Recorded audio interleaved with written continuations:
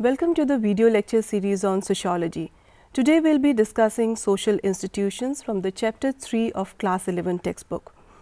In this lecture we will be talking about social institutions. We will be discussing social institution from the functionalist perspective and also from the conflict theory perspective. And then we will talk about the family, which is the universal social institution. Now let us come on to social institution. If we have to recap what we have learnt till now, we have studied that the sociology talks about interaction of individual and society.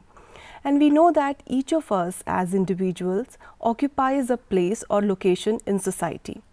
And each one of us has roles, and it could be the multiple roles, but these are not simply what we as individuals choose.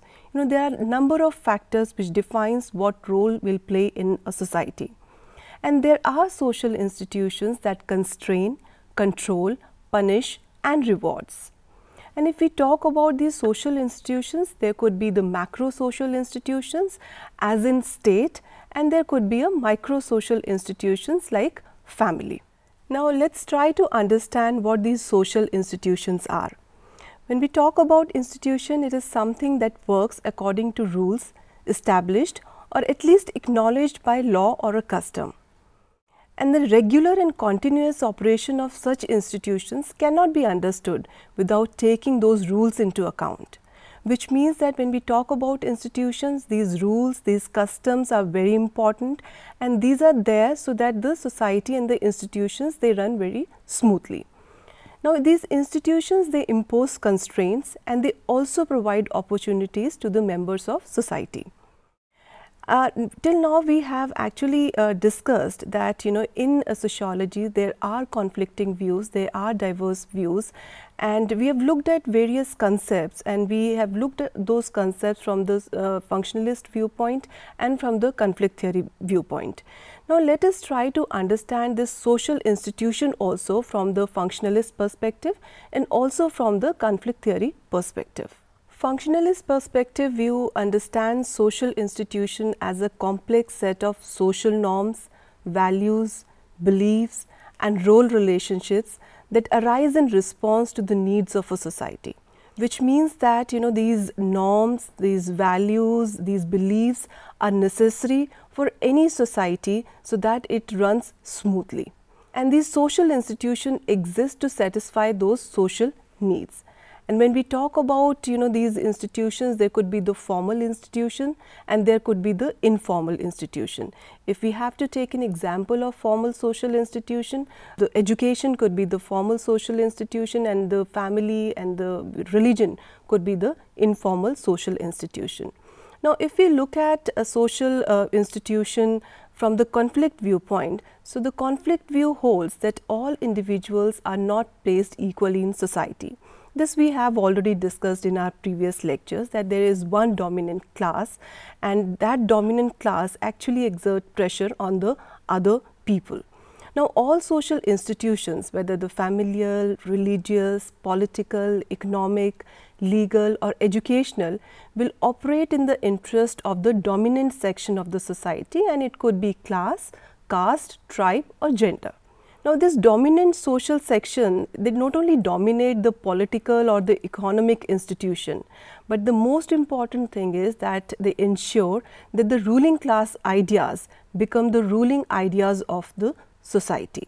Now this is the difference between the social institution. If we look at social institution from the functionalist perspective, and when we look at the social institution from the conflict perspective.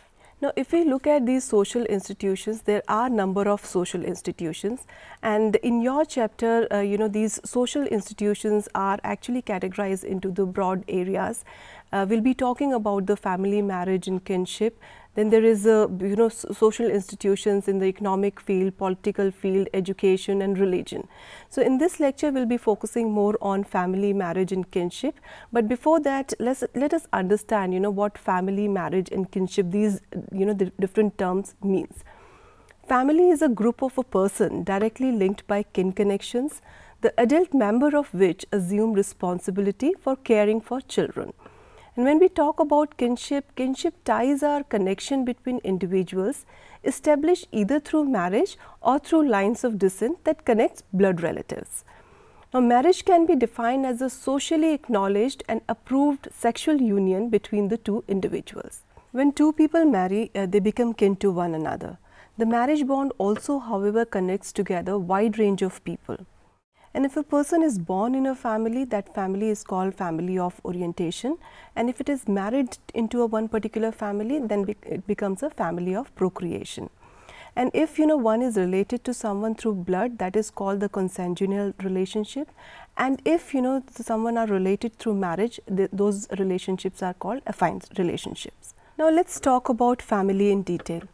When we talk about family, no social entity appears more natural than the family, right? And often we are prone to assume that the family are like the one we live in across the world. But when we talk about the sociology and social anthropology, I mean the sociologists and anthropologists, they have conducted research and they have shown that how important the institution of marriage and how different are they in their character in the different societies and in different culture. And they have also studied and they have also showed the relationship between and the link between the private sphere and the public sphere. Private sphere as in family and its relationship to the public sphere as in like to the economic situation, political situation, religious situation and the education of that particular society. Now let us look at family from the functionalist perspective. The family perform important tasks which contribute to society's basic needs and help perpetuate social order. And the functionalist perspective argue that the modern industrial societies function best if the families are nuclear families, which says that the man plays a very instrumental role. He goes out and earn for the family, wherein the woman has a very effective and emotional role, and that too in the domestic setting. But if we look at this thing, I mean it is questionable because one, it is gender unjust, and second, if we look at the India and if we look at the economy in India post liberalization or industrialization, we still have a lot of joint families, and it's not like that the nuclear family is only solution for such arrangements. And here I would like to quote what a noted sociologist Mr. A.M. Shah said, and it is also there in your textbook. The sociologist A.M. Shah remarks that in post-independent India, the joint family has steadily increased. The contributing factor is the increasing life expectancy in India, according to him. It has increased from 32.5 to 55.4 years for men and from 31.7 to 55.7 years for women during the period 1941 to 50 and to 1981 to 85. Consequently, the proportion of aged people in total population has increased. And Mr. Shah asked a question, and he asked that we have to ask, in what kind of household do these elderly people live? I submit most of them live in joint household. Now, this is also a very broad generalization, but then this also cautions us against believing the commonsensical approach and the debate which is going on in the society that the joint families are eroding. And it also says that whatever we see in a society and whatever we feel that it's a common sense and the commonsensical approach, we have to question that, and we have to come out with the things after comparative and the empirical research. So this is what the family is all about, and the functionalist perspective on family is all about. Now let's have a look at the family norms, and when we talk about the family norms, there are diverse family norms, and the families are divided on the basis of the two major concepts or issues. One is that according to the rule of residence, and according to that there are the matrilocal families and the patrilocal families in the marriage and family custom. Now the matrilocal family is the family wherein after the marriage spouse lives with the woman's parents, and the patrilocal marriages and the institutions are the one in which the spouse they live with the men's parents.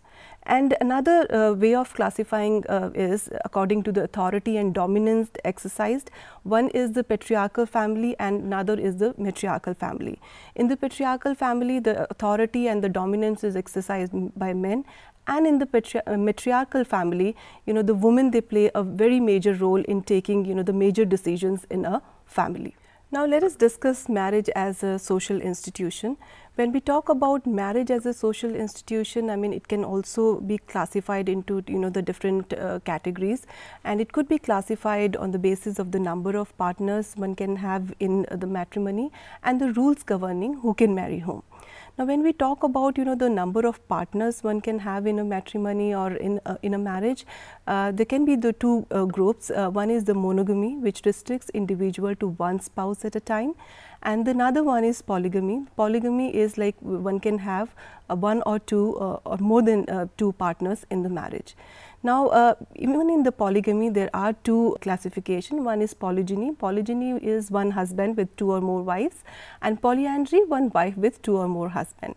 Now, there's another concept which is called serial monogamy. Now, the serial monogamy is after the death of one particular partner, and maybe after the divorce, one can again get into the matrimony. One can again marry another person. So, this is what the serial monogamy is all about. Now, let us discuss about the rules and the prescription when it comes to marriages, and on the basis of that also there are two main categories. One is endogamy, that requires an individual to marry within a culturally defined group of which he or she is already a member.